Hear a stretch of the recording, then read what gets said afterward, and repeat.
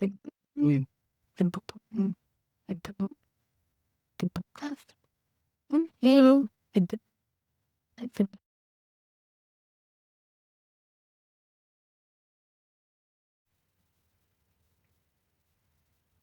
back to another episode of The Exit Interview, a podcast for Black educators with me, your host, Dr. Asia. And folks, we've been doing this straight since 2021, something like that. And we're on to our 40th something episode, and they just get better and better and better.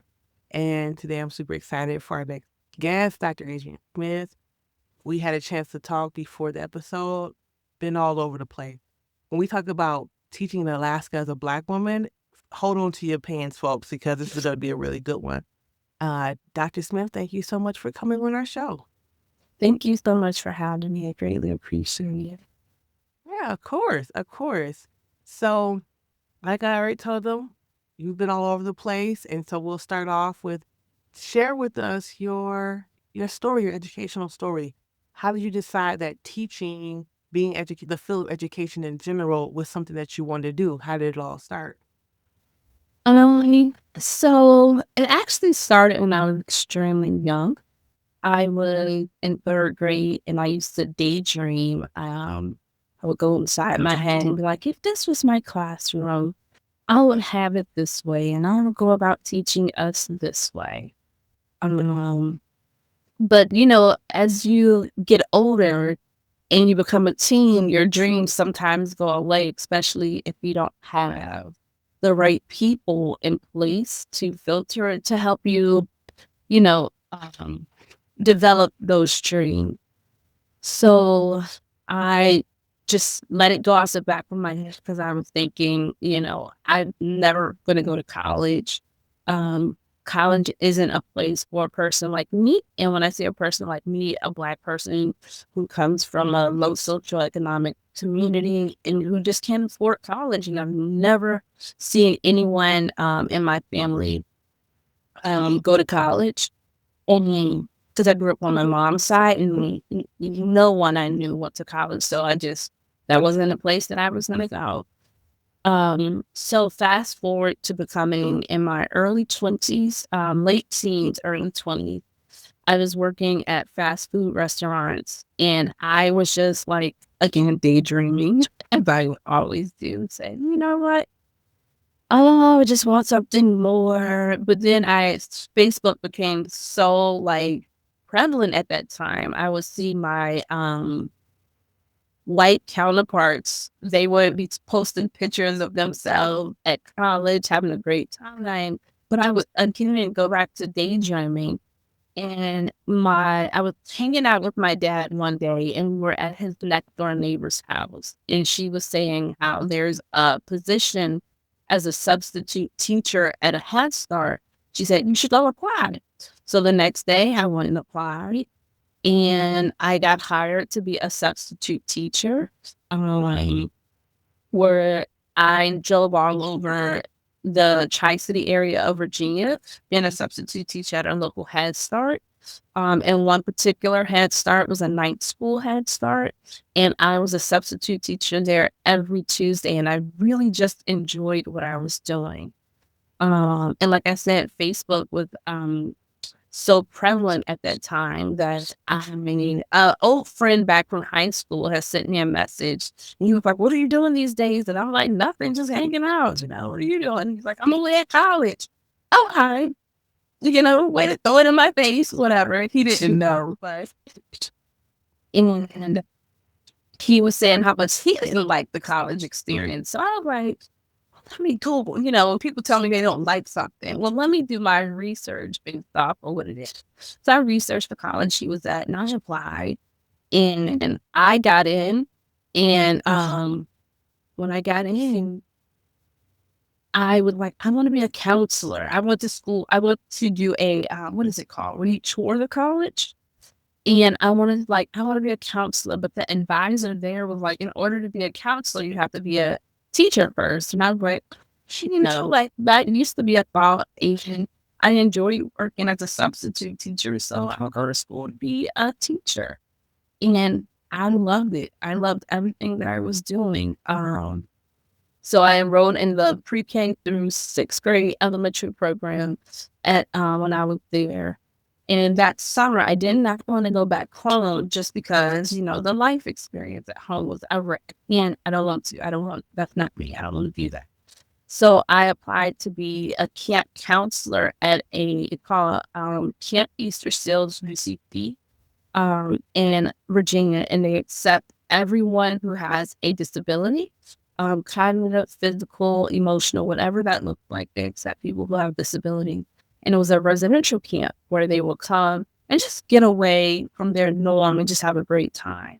So I applied there, accepted the position, and I stayed there the whole summer. Like, I would go home maybe once or twice that whole summer. But I just worked the entire summer. And I went back and I was like, you know what? I'm going to apply to be a SPED teacher. So I told my advisor, I want to be a SPED teacher. So that's how I started.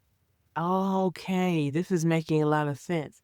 So I want to back up a little bit and talk to you about this experience.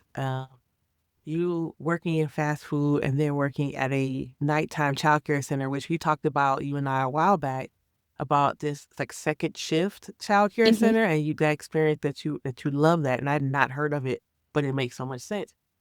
Once you apply to go to college in a family who folks had not historically been going to college, what was that experience like? Did you share that with your family? Did you decide to keep it to yourself?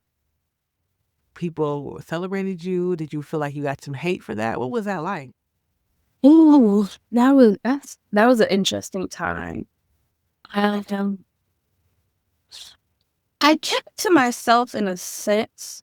However, I think my family was really happy for me. They were proud of me. However, I will say my mom at the time, her emotional state, that again, she was happy, but she was going through her own trauma as a Black woman, still learning about what trauma is, probably not even knowing what trauma was back then. So she she was happy, but and it's difficult to answer that question because it did not display as happiness. Like it displayed as aggression in some format.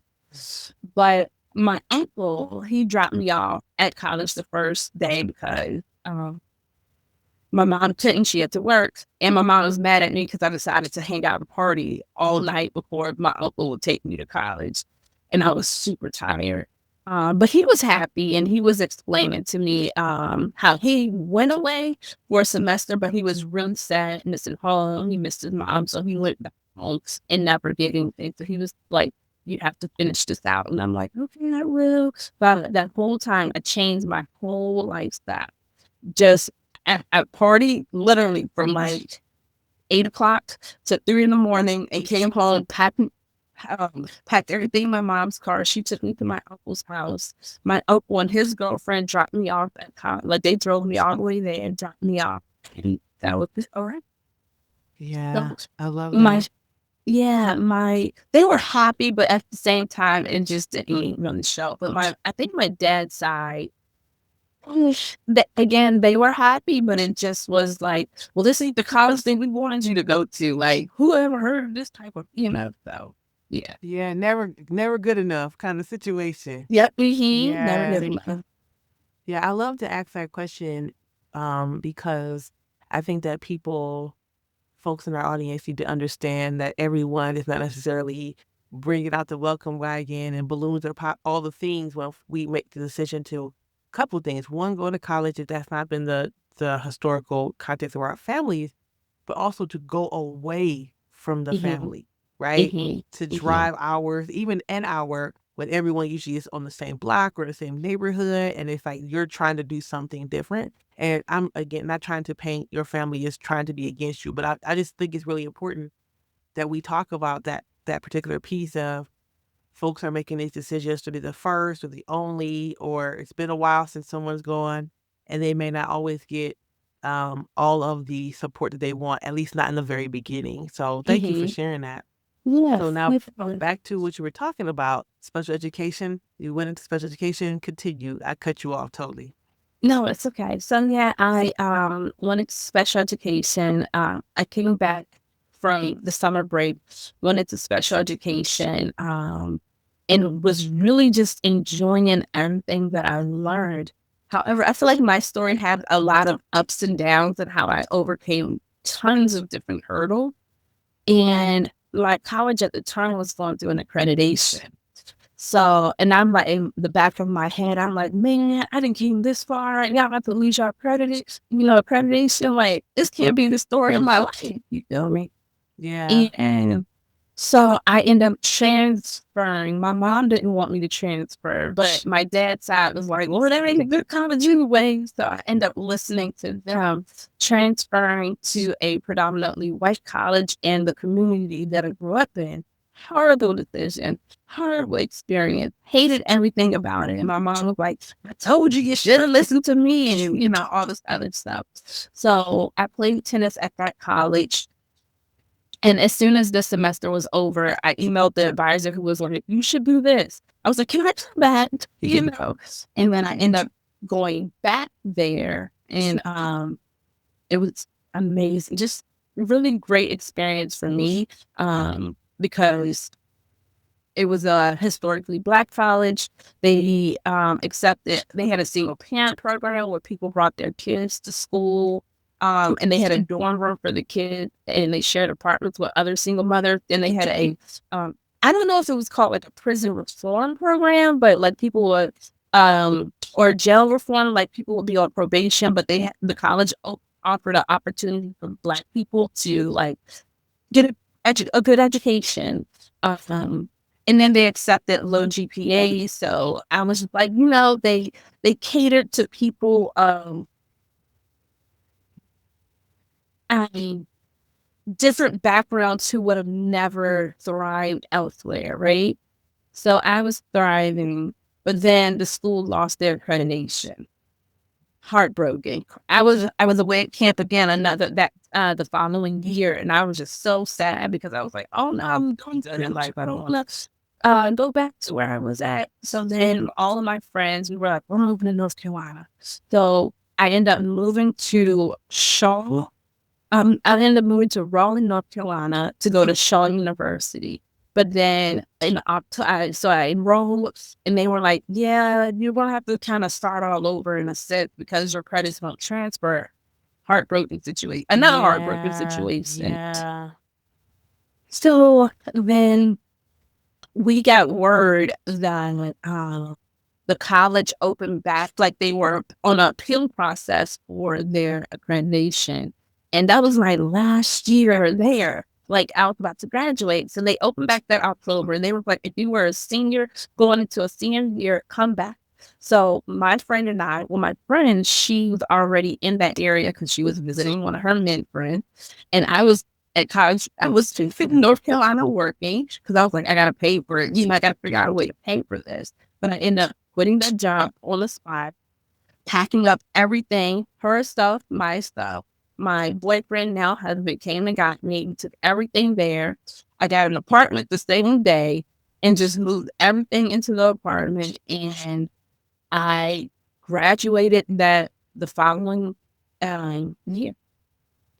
I want to just point out to the audience, there's a theme here. There's someone says, like, suggestion. I quit my job. I go here, start applying for this job. I've gotten my card. And so I love that folks, you'll hear this throughout her entire story. But that is a beautiful theme to know that when it's time to go, move quickly. Mm-hmm. Right? Sitting around, him hauling, asking 4,000 people about it, putting out a doodle poll. Like sometimes when the opportunity is there, you have to go. And I'm just going to go back a little bit about the child care center and then your father's neighbor, because you applied, but had you waited 2 or 3 days, maybe that would have been open, or it would have been a different opportunity. And so I think that sometimes we get really, I don't want to say complacent, but we kind of get in this space of, I just want to mull it over. I just want to keep thinking about it. I just want to sit around on it. And sometimes the opportunity is not going to be there if we don't wait. And so I love that you were like, I quit, pack the stuff, move quickly, let's just get this thing going.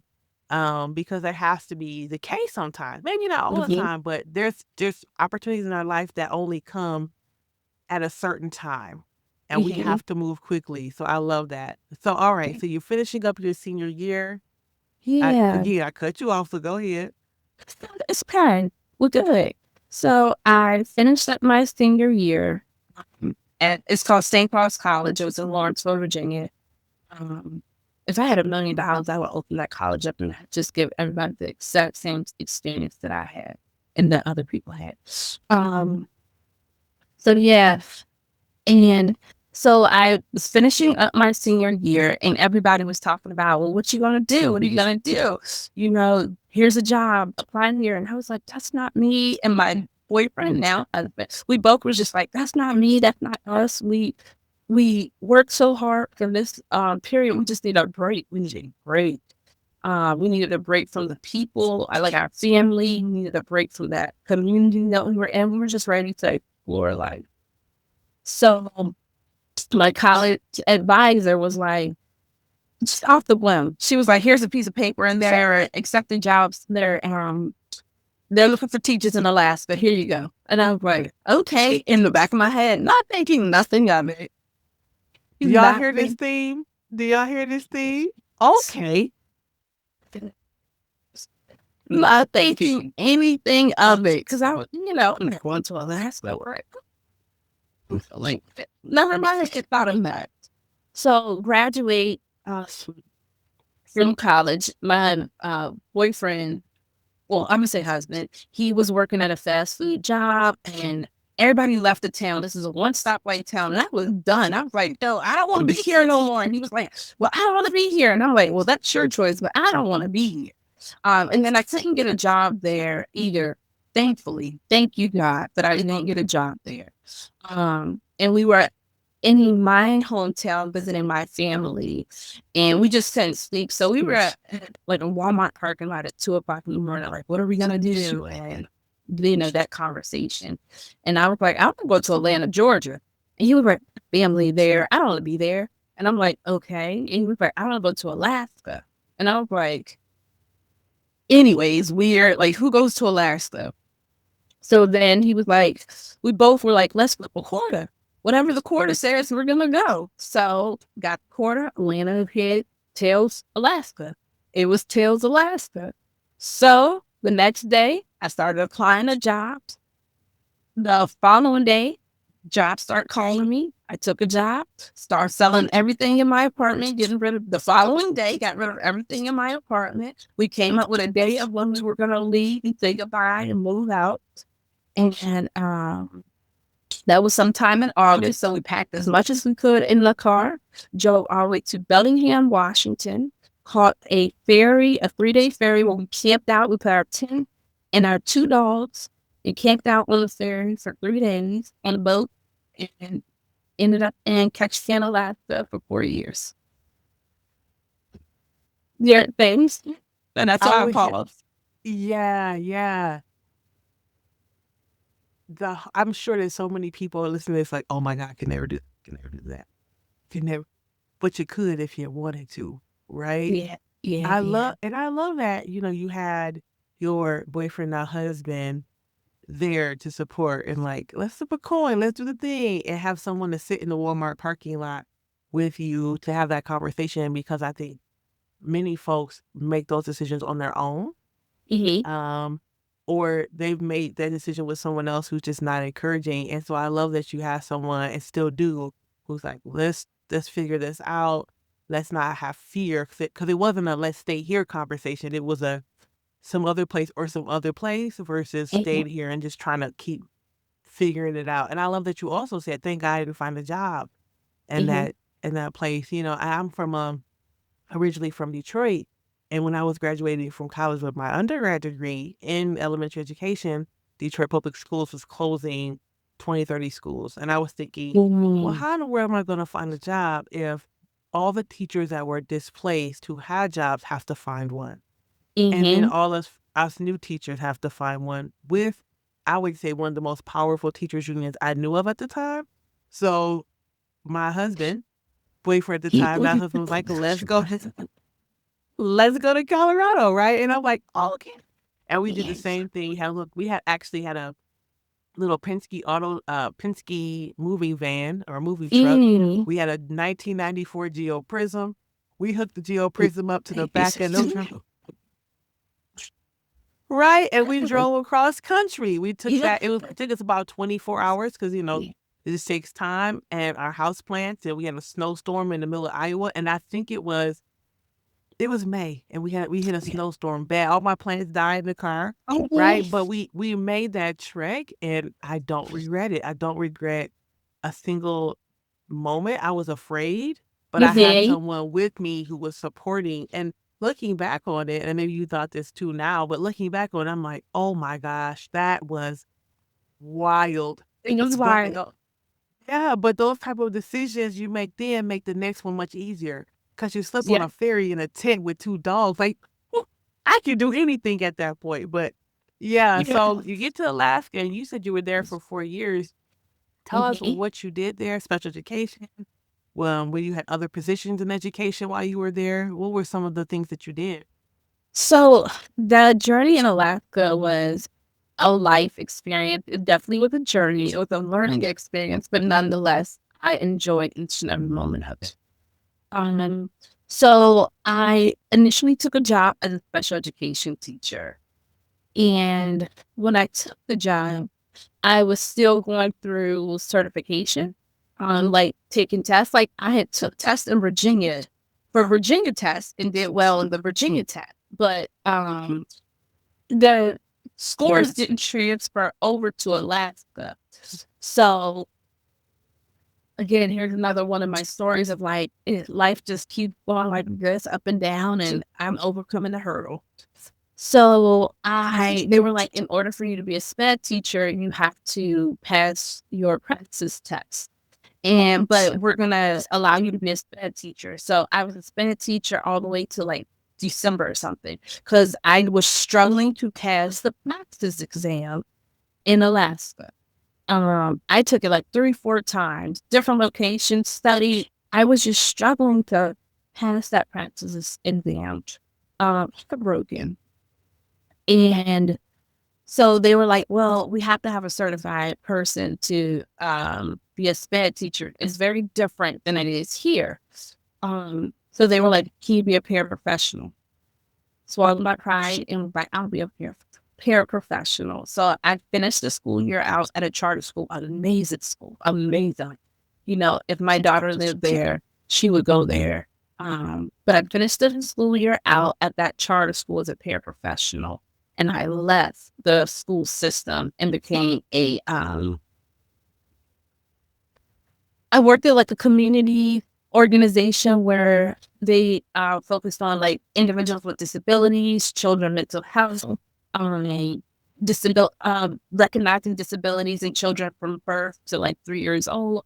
So I became I forgot what the position, like a support specialist for individuals with disabilities.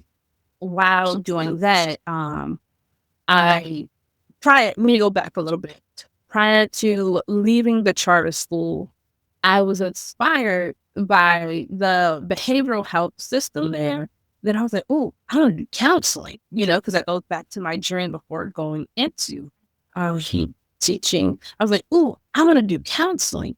So I applied to Liberty University in Lynchburg, Virginia, because remember, my college had closed down and a lot of schools was not accepting the credits because my school was under an appeal. And this was the only school that said, you know what, we are going to accept your credits with condition. I said, go, all right, let me assure myself. Say less. Yes, say less. Say less. So I applied to their master's program in professional school counseling, and I got accepted. And so I transitioned from the school system, working as a support specialist, and still learning to be a professional school counselor the whole time. And then from there, I transitioned that position and I became like a service coordinator for individuals with disabilities, just planning activities for them to do out in the community. And I was doing that while interning at school and at an elementary school for professional school counseling. But while in the lab, there was amazing people. I learned how to deep sea fish, which I absolutely love, favorite sport of it. I learned how to properly kayak, absolutely love. I learned how to properly camp, absolutely love. Yeah, we learned life skills. Like if something was to happen and we couldn't afford our life, we would know how to survive. We learned really like good life skills. I will say, and it sounds like we're about to shift to a conversation of you moving. So Mm-hmm. before we have that conversation, I'm coming back to the family because I just keep imagining your family. Now we're in Alaska, Mm-hmm. and tell me, I have to know, what was that conversation like when you were there? I know people had to be so curious as to what the life was like in Alaska. Yeah, so let me say this. Prior to moving to Alaska, one side of the family was like, again, that's not good enough. Why are you moving there? You're moving with some boy. Like, like that's the worst decision you've ever could make in life. And then another side of the family was like, yeah, see, that's too stupid. Right. So then while living in Alaska, um, we would often we didn't often come home. Let me take that back. But we would talk to family members. And when we did visit home and people seeing our driver's license, they're like, Black people in Alaska. And I'm like, yeah, like it's Black people in Alaska. It might be like a handful of us. However, well, what's there? So we will have to give them the experience of how it was like. Um, People accepted us. However, we did encounter like some racism, um, but that's everywhere. And I always told my husband, like we used to have like deep conversations of code switching, like because I would hate when he code switched. Like that's you, like that's not you, And then sometimes I would unrecognizably in myself code switch, but then again, I'm like that's not me, so I hate that part of it. Yeah. Yeah, that's tough. And I mean, I'm sure it's not only Alaska where people are code switching or feeling need to, right? Because of our own like psychological, physical safety. Hmm. Code switching everywhere, unfortunately, for so many of us. And it can be so exhausting. All Hmm. right, so we're rounding out end of our fourth year in teaching and in the community work, and Hmm. you're now doing sort of like 45 jobs. You interning here, interning there, work coordinating activities for special education populations. And then what Hmm. else happened after that? So did you move? It sounded like you moved. Um, no, we stayed in the community, um, where we were living at. We stayed in the Ketchikan, Alaska community. However, Oh, okay. yeah, I will say when we first got there, we lived in a fifth wheeler, a very small, like, trailer. And then we stayed there for like 4 or 5 months and then we found a house. Um, But when I was finishing up my master's degree program, I was like, all right, I'm ready to go do something else in life. And my husband, he was like, "You stay here." And I'm like, you stay here. I'm ready to do something to learn. So we rescued this dog. I call him his name Pillow. That wasn't his name when we first rescued him. And I wanted to move to the no, was it? No, Thailand. I wanted to move to Thailand. But we had this beautiful dog and we still have him to this day. And I was like, we can't give him to nobody else because, that's just horrible. One owner to another owner. So we end up moving back to Maryland, where my husband is from. And we was like, let's give back to the Black and brown kids of the community that he grew up in, because he grew up in a predominantly Black neighborhood. And let's teach them the skills that we've learned in the Maryland.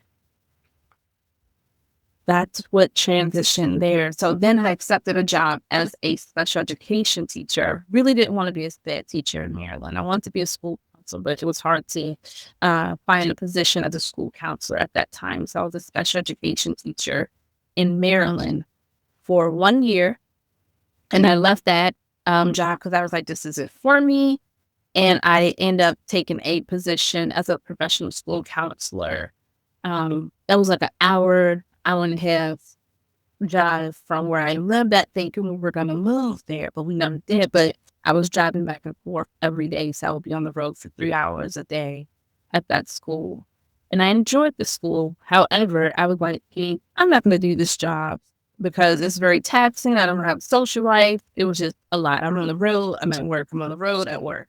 So then I left that job and transitioned to a job in Washington, D.C., where it was extremely low socioeconomic related crime. Just, yeah, it was that, a lot of violence. And I worked at that community. However, that school, however, it was not good for my mental health. And it was not the student nor the parents because I understood the demographics of where I was working at. It was the educators in the school system that I worked at. Um, I used to call them, Tell yeah, us more. Tell us more about that, please. I used to call them, no, I'm not gonna say what I called it. I was it was the deacons. I was like the deaconess of the church. Like how some churches you go in and it's like, look at what this person got on. You know, you can see the obvious like talking about you or it was it was just really not good for my mental health because what I was taught as a professional school counselor, I was seeing everything that was against what I was taught as an educator, working in the school, and as a professional school counselor with the staff, not the parents or the student. But I will say this, they were really good for those students though. Like they provided resources and experiences for the student. However, again, if you wasn't familiar with the community, you didn't personally grow up in that particular community, or you didn't live in that community, then you might have been looked down on like you're different. And it was an obvious sign that I was different. I'm trying to be very polite. I see that, and that's fine. That's totally fine. Of course, always. I think that's really interesting that you talk about make this closeness of the community and this pretty much a fear of outsiders. That's what that is, right? Mhm. It shows up in bullying. It shows up in all these other ways that are very harmful, but it's fear of the unknown. And I think about going back to my being raised in Detroit and going back to teaching Detroit. When I graduated, I could see because Detroit is well at the time in 2006 when I graduated was so tight knit. I could see that if folks had moved there from other places, I could totally understand, not understand, but I could totally see them maybe not giving folks a chance, right? Because of Mhm. Detroit's history, because Mhm. people in Detroit, had survived and thrived through the 80s and 90s and the shutting down of factories for cars and things like that. But that doesn't make it excusable. Mhm. And to be feeling pushed out because the community is not accepting in the same vein saying we accept and love children for who they are. It's just such a cognitive dissonance, right? Mhm. So yeah, I hear you on that 100%. Yeah, yeah.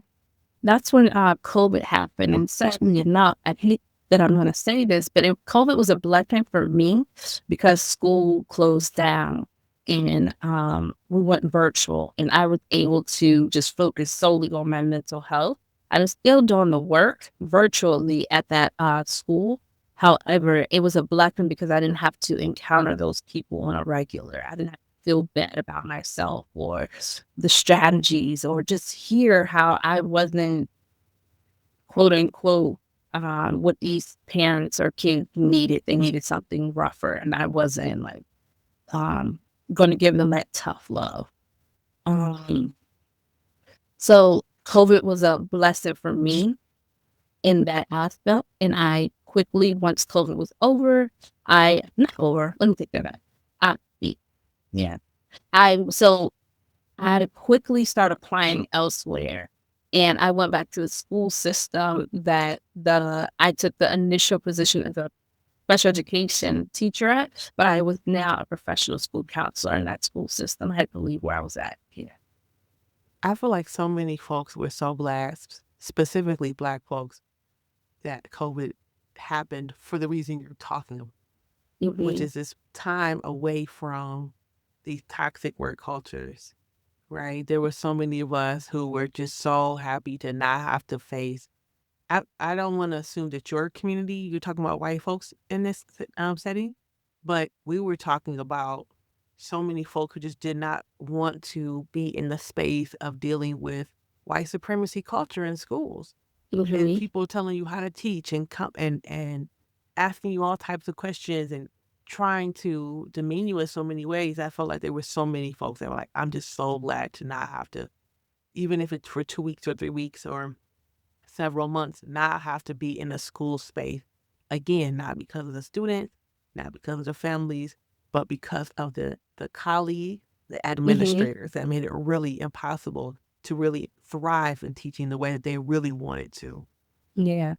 And it's sad because in my culture, I hear a lot in the Black American culture of like, hey, you just gotta deal with it. Like you just gotta you go pay these bills, like you just got to go to work and deal with it. Just eat it. But then you go home and you take it out on your family members home because the experiences that you have at work. And you can't take it out on because then you're gonna get in trouble. And you don't want to take it out on your loved ones because they did nothing to you. So yeah, it was one of those situations that I would often hear like, don't take it personal, like just deal with it.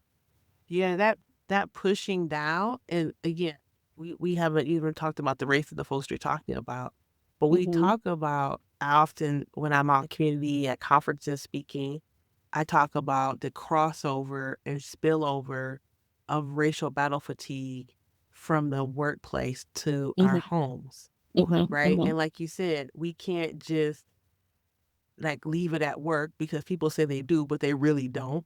Mm-hmm. And we can't take it out on the folks who have harmed us.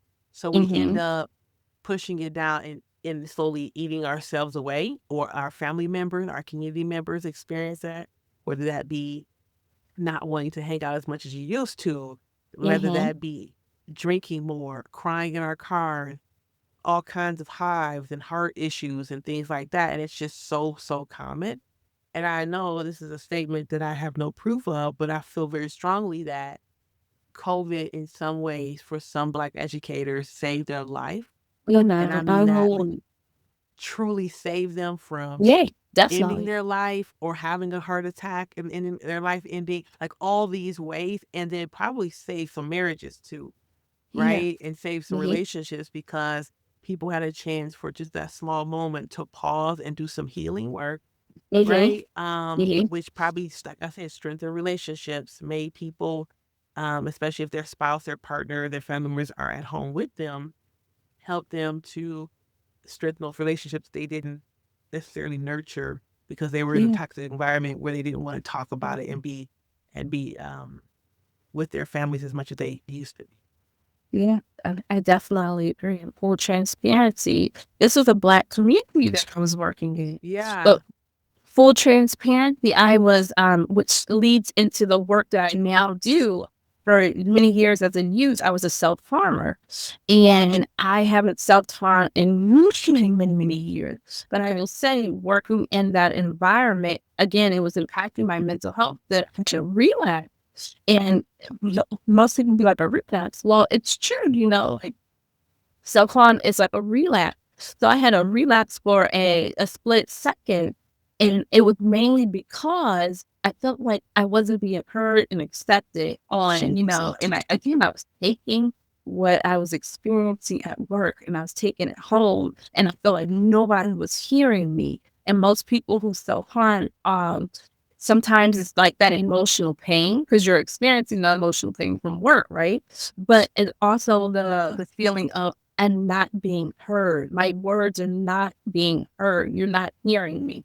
So yeah, yeah. So I'm thankful. I hate that I'm thankful that COVID, stopped me from working at, I hate that COVID was a place, that took other people's lives away, but it saved mine in a sense. Yeah, thank you for sharing that. Yeah, Mhm, self-harm relapse. Wow. Wow, thank you for sharing that. And so mhm, this is 2019, 2020. mhm. At what point, when did you decide that you were kind of ready to do something else altogether? Yeah. So it was March, right before COVID hit, right before we Mhm. left. We left school March 12th, 2020. I remember that day because it was just so like, no, it was March 12th. It was so like, oh, I'm sick. I'm mentally sick. Um, so I had a conversation. The CEO of the company, of the school, as well as the principal, pulled me to the side in their office just to have a conversation of like, we noticed that you're doing this. Can you explain to me why you're doing this? And I was like, well, I'm planning on transitioning out. And they were like, why? And that's when I knew that it was time for me to go. I didn't have a plan, but I knew I was going to leave. So I told them that I was gonna leave before I even knew where I was gonna go. And then maybe a week or so later, I just started applying to places, and I got hired at the old school district that I worked at before where I was a special education teacher. So I didn't know I was leaving March 12th, 2020. And then I transitioned. I got hired to be a professional school counselor at this amazing school. Um, where there was 26 languages and 36 cultures. And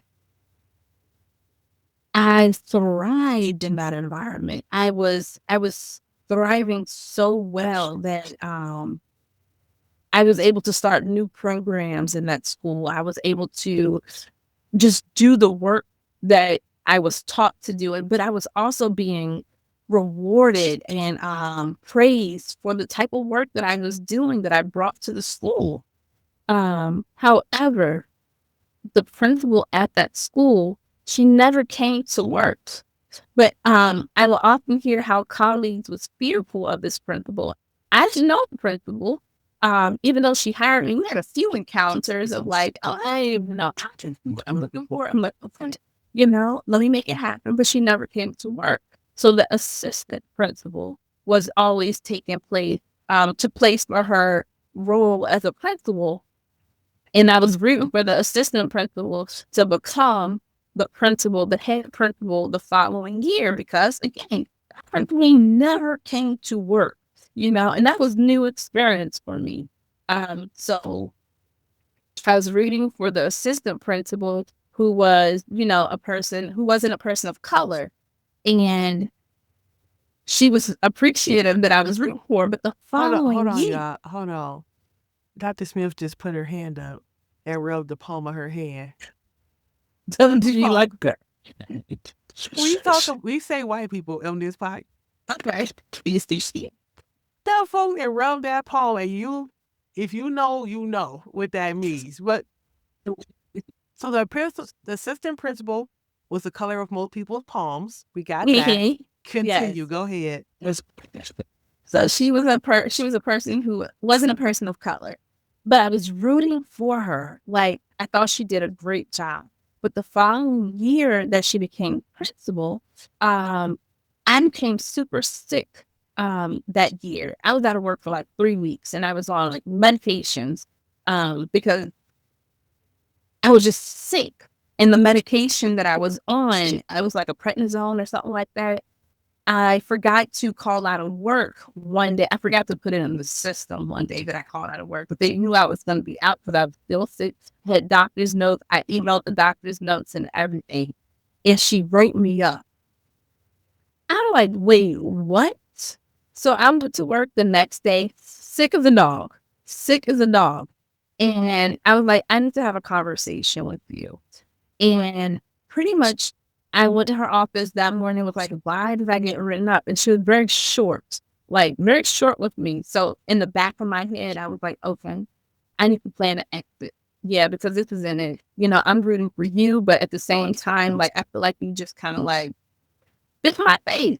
you know, like, I do great work. But our principal, who's a black lady, is always pressing me and for me, and like, just always, she's a great leader and a great role model. However, the white woman who was a principal, and that had nothing against her, was just like, yeah, but we needed this. This is the protocol. This is the procedure. And I understand that you're now in your new role, and then you're trying to show everybody that you work with that you're serious with that. I respect your role.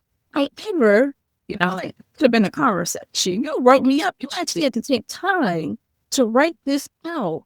And granted, so her and I had the conversation, and she said she never signed the paper. However, in the back of my head, it's still like, wow, that's fine. That's, like, wow. So she knew that I was upset with her. Like, she knew that I was highly upset with her. And she was like, we need to just have lunch one day and talk about it.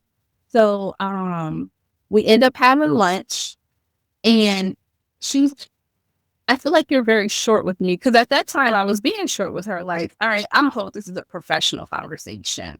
Like, and at first my relationship with her was like professional, but at the same time very encouraging. Like, we're healing, let's have a healing experience, you know.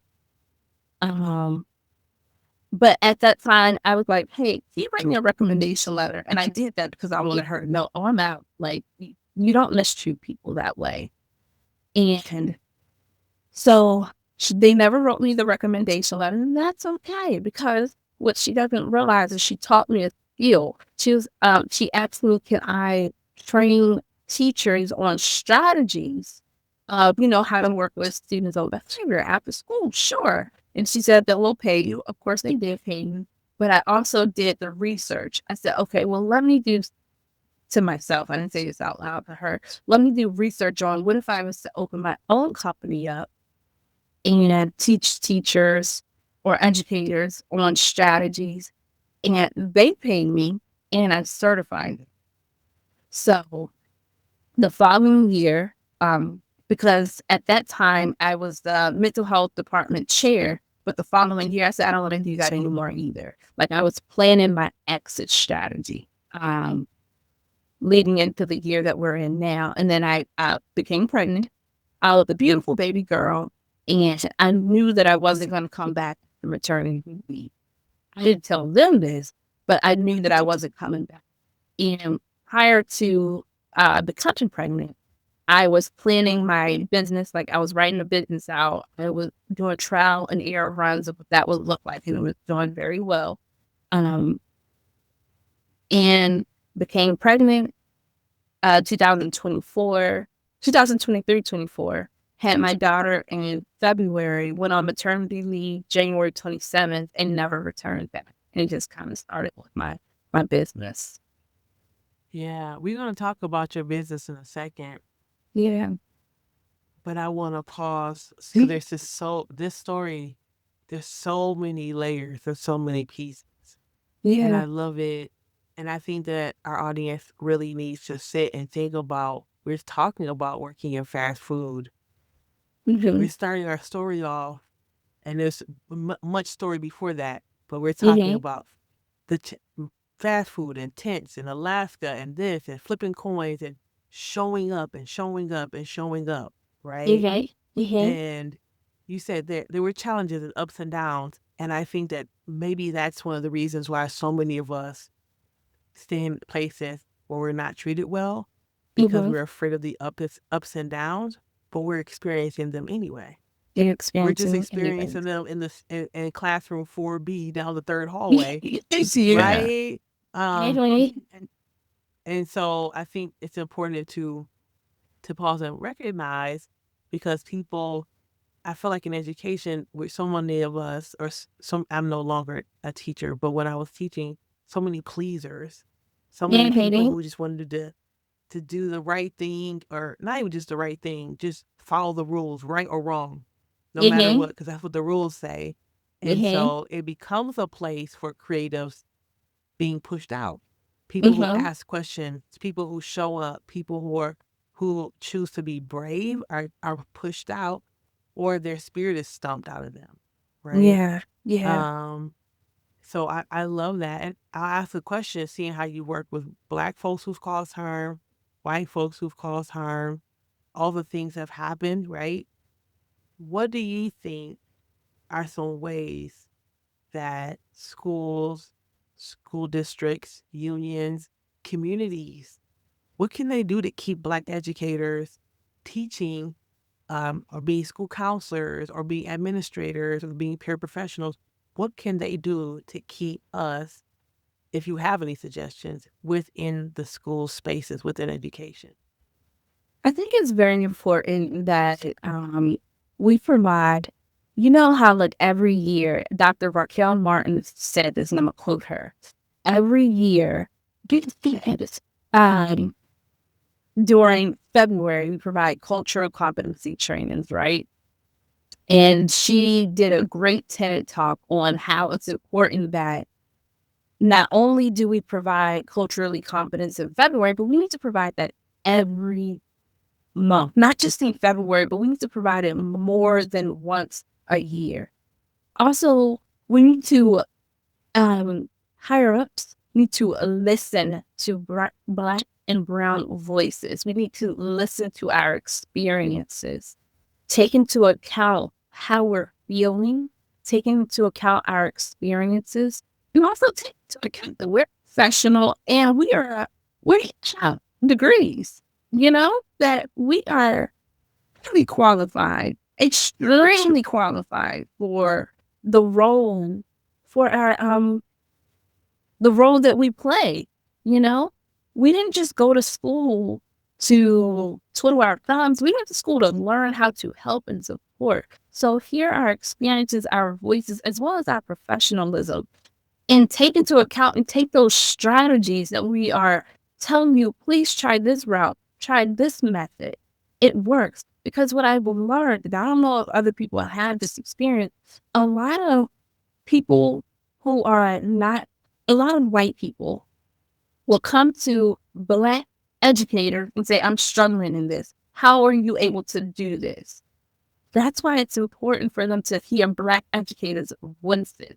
Because again, a lot of people come to us and ask for our strategies, for our how are you able to make this work? You know, because I'm struggling on this. And we are we're leading them, but nobody else is appreciating our role as leaders unconsciously. Yeah. Yeah.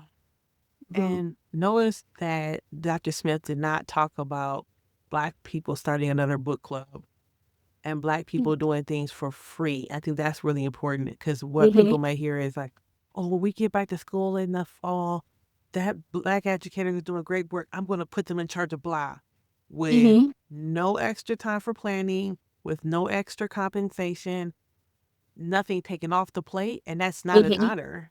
Yeah, That's not yeah, an not honor at at all. all. Yeah, Yeah. not at all. Yeah, I love that. The cultural competency, taking into account that we are professionals, hearing our voices. And these are things that people, uh, every episode, we ask the same question. I ask the same question, and people say the same thing over and over again. This is not brand new, Mhm. yet it has not happened yet. Yet, where people are Mhm. continually saying we're just not being honored in the ways that we should be, just like any other teacher, right? Mhm. We're not saying Yeah. give us a crown. We're saying Right here. respect our craft, respect what we're doing, pay us fairly, hear our voices, stop having us do just the Black History Month things or just BSA, and really think about us just like they think about themselves, right? Yeah, As the exactly. professionals they are. I love that. Now we're getting into my favorite parts of the podcast. And I'll start off with the first question, which is there a Black teacher or are there multiple Black teachers that you would like to shout out who have taught you in your K-12 or higher ed experience, who you work with in the past? Any folks that you want to just say, hey, I shout you out, I honor you. Yeah. So it's first of all, I'm gonna say my kindergarten teacher, Miss Wayne. She was an older Black lady. Very first, she wasn't my first experience in education, but she was recognizable. You know, like she is somebody that I remember because she was strong and stern, but nurturing at the same time. So I really want to shout out Miss Wayne. Um, Fast forward, I I'm gonna go to college. Miss Emma Staples. Love Miss Emma Staples. She was an advisor. I looked at her as a mentor. Again, another Black lady who was strong, stern, had her own story to share, but a role model in a sense too. And she was the one who's like, here, they're hiring in Alaska. So she's a person that I often just think and appreciate for the role that she took in my life as moving into education. Um, it's some really great employees that I've worked with. I would say Camille Hill, she's a strong community advocate. She works in a school system. I mean, when I say strong, like this lady will work tooth and nail to find resources for those who um, do not have the resources, for those who lack. And then there's the one lady who I just came across not too recently. I worked with her for a few months. Her name is Cheryl Anderson. A strong Black educator in the school system. Um, doesn't have behavioral problems because she's nurturing and she's strong and she's strict and she's stern, but she also cares and she want to make sure that her students leave her classroom knowing the material that she teaches them. But yeah, and I recognize that. Mhm. The warm demanders. We love a good warm demander. I would look. That was my role in education. Is like we're getting this done. Eb, I love Mhm. you. Yeah, Well, right, we're right, getting right. this done. Yeah. No, I totally Mhm. love that. You kind of alluded to it already a little bit, but you're no longer in the traditional teaching space, education space, Yeah. right? But you're still supporting education. So tell us, Yeah. what are you doing now? What are you up to?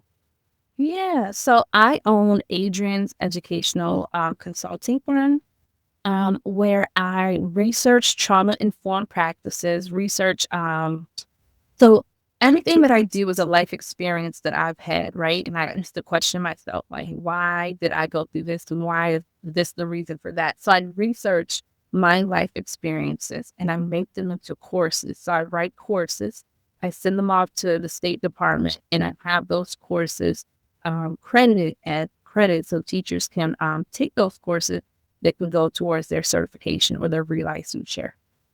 And where can they find these courses? Yeah, so they can go to my website, which is Adrienne. You can Google it, Adrienne's Educational Consulting Firm.com. My Hold on one website. second, Adrienne. So Yeah. I'm pausing you. And editor, we're pausing this because you broke up and I want to make sure people hear you say that. So I'm going to ask the question again about where they can find your information because I want to make sure that's clear. So, oh, awesome. And so tell us, where can we find information about your organization? Yes. And so I have a website called Adrienne's Educational Consulting.com, consultingfirm.com. Adrienne is spelled ABRIENNE. And then consulting. And Adrienne's Educational Consulting Firm. And then I'm on Instagram, I'm on LinkedIn, and I'm on Facebook. The same Adrienne Educational Consulting Firm.com. That's beautiful. Yeah. And I Thank love you. that you left before you left, you had this idea of how do I make sure that the skills that I'm learning here and teaching in the school counseling, excuse me, I can use that in my own business. I can use that when I leave. And that's a Mhm. great thing for everyone to think about. I know that people think, well, I'll just retire from here. I'll always do this particular job. So, and I don't want to own a business after I'm finished. But it's okay to just think about it. Yeah. It's okay to think about how you could support someone else, even if it's on a full blown basis, even if it's like consulting hours, just a couple hours of coaching here and there. Like, how do we take some of this information that we're learning in this one space and transfer it to another? Lots of other careers do that. Lots of other careers are thinking, okay, I'm going to take this class, I'm going to sign up for this thing, I'm going to volunteer in this way so that I can use this for the next space. And I want to make sure that teachers, school counselors, paraprofessional, all the things, everyone, family liaisons and admin who are listening to this, who are thinking about maybe it's time for me to take a break, a sabbatical, rest, retire, quit. Think about these skills and they count. Mhm. Mhm. They always count. So thank you for that. And I meant to say that before.